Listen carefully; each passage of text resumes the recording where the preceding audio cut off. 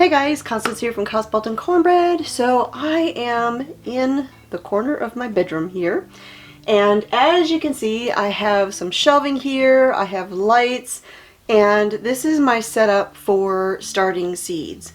So every year I put shelving in here, I bring out my lights, and in the past I used some shelving that was about 3 feet wide. This year I decided to go ahead and get a bigger shelf unit. This one is 4 feet wide. It'll give me a little bit more space, make it a little bit easier to get my trays and everything on here. And I've had a lot of questions about what kind of lighting that I use when I am growing things indoors, like starting seeds.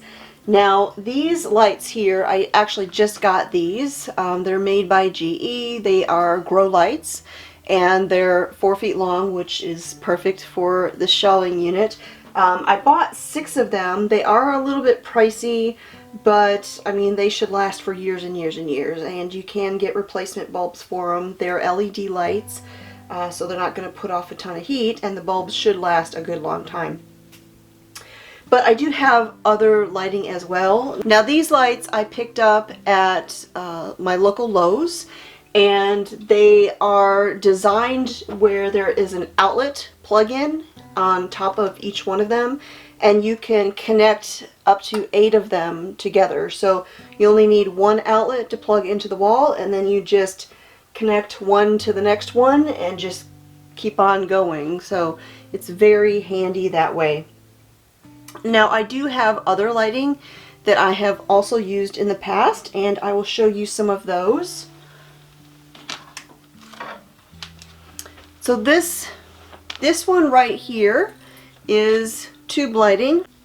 So being a fluorescent bulb, it does put off a little bit of heat, and these are obviously much smaller than the units that I have here.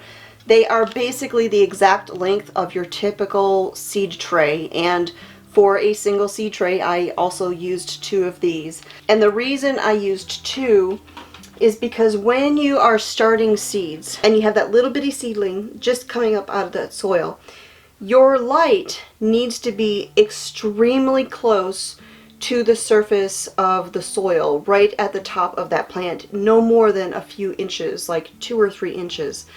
And a seed tray being about yay wide, and this being super close, you're going to have lots of light on one side and not on the other. And so I always ended up using 2 of these for every single seed tray. And the reason you need that much light and that close is if there isn't intense light for that little bitty seedling, it's going to start growing up and reaching toward the light. And so you want to have plenty of light for every single seedling that comes up. And so I always ended up using 2 of these for every single seed tray, which was a little bit of a challenge because while it says right on these lights, and I didn't mention these are made by Ferry-Morse, bought these at my local Lowe's as well, while it actually says right on here that you can link up to 10 units, there's actually no instructions on how to connect the lights. Somehow you've got like a female end and a male end, where I'm assuming you should be able to connect them together, except if you take the end piece off, that's what also holds the light bulb. So I never did figure out how I could actually connect these together, which meant I was always using a power strip where I could plug in all of these lights. And so this year I decided to splurge and go ahead and get these larger lights, since I knew they actually would connect together. So as I said, I have several of these. I also have some other LED lights. Actually, I store them in the box when they aren't being used. Let me pull one out real quick. This one is also an LED, and it's basically a great big square of light.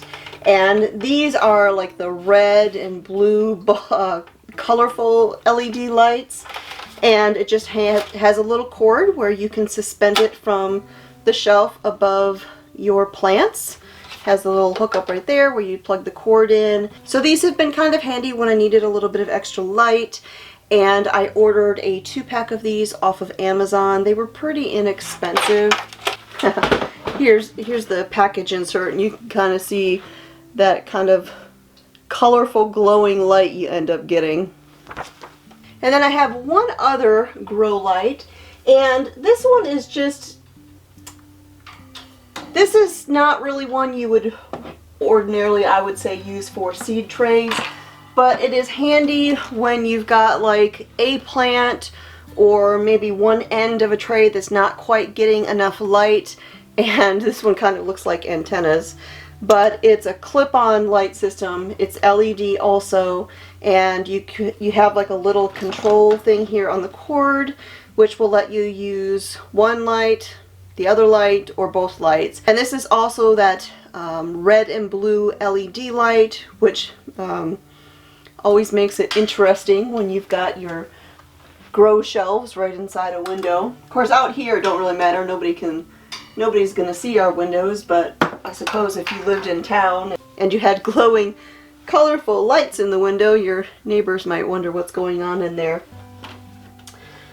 So this is where I'm going to be starting all of my tomatoes, my peppers, lots of flowers, anything that I like to give a head start before the growing season. Of course, you have things like sunflowers and corn and stuff like that, beans, that you would direct sow, but anything that you would want to give a head start and then transplant later into the ground, this is where I'll be starting it. And I do have one other thing that I wanted to show you. I've had a lot of questions about when it comes to actually starting the seeds. One of the tricks, especially when it comes to peppers, is a warming pad, and I have 2 of these. They are coated with sort of a rubbery kind of material, and they're just a warming mat the exact size of your typical seed tray. And so I start my tray full of pepper plants or tomato plants, especially the peppers, because they really need heat in order to germinate. And it just plugs in, it gets nice and warm, and once your plants have germinated and you see those little seedlings, you can just turn this off because you won't need it anymore.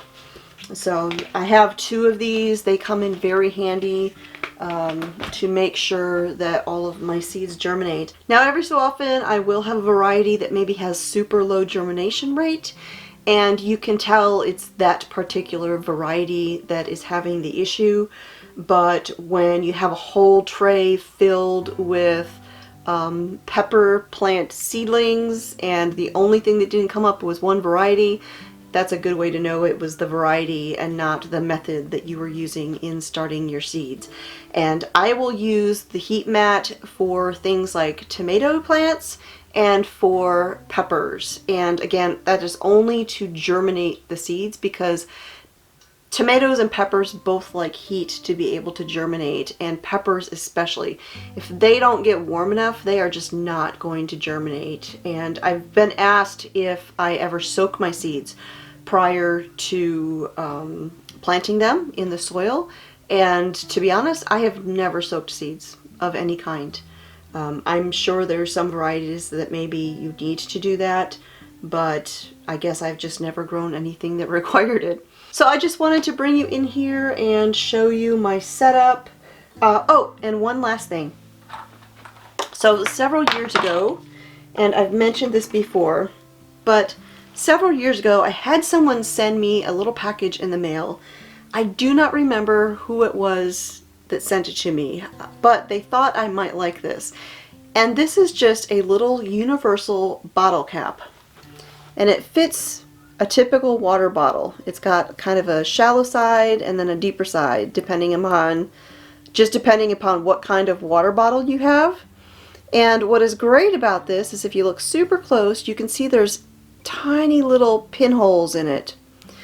So this is what I use to water all of my seedlings when I am first getting them going. While they're very tiny and delicate, I just keep a water bottle in here. I fill it up in the bathroom, and then I use this to, other side, I just use this to gently squirt all of my plants with water. Now, I don't know what this little cap was called. I don't remember what the brand name was.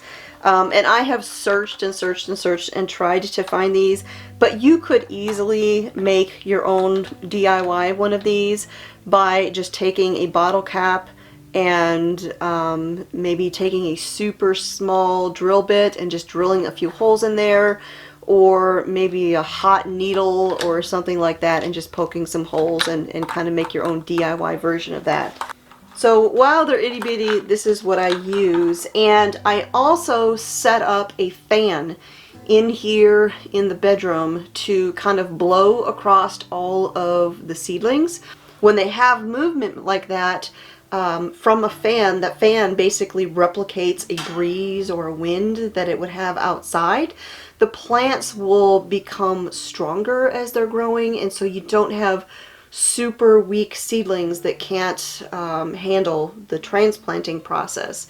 I have found that it just really helps the seedlings get stronger as they're growing. Now, having a fan in here, it does allow the surface of the soil to dry out a little bit more, which is a good thing, because that helps reduce the chances of dealing with the fungus gnats. Because when you have that moist soil, it kind of makes a perfect growing condition for fungus to grow. And if you get fungus, you can get fungus gnats, and fungus gnats will just kill your little baby seedlings. So having a fan going, keeping the surface of that soil a little bit more dry, helps prevent that. Of course, it does mean you need to keep an eye on your seedlings, make sure they don't dry out completely, but having that surface soil drier helps. And something that I did last year that I had read about was when you plant your seeds, if you sprinkle that surface of the soil with Ceylon cinnamon or Ceylon cinnamon, which is that hot cinnamon, think of big red gum. If you sprinkle the surface of the soil with that cinnamon, it also helps prevent the fungus and the fungus gnats. And the fan and the cinnamon combined last year just worked fantastically, and so I will be doing that every year from now on. So that is it. I just wanted to share my growing setup with all of you. If you have any questions, please feel free to leave them in the comments down below, and I will be sure to address them. I hope you all have a great weekend, and I will talk to y'all next time.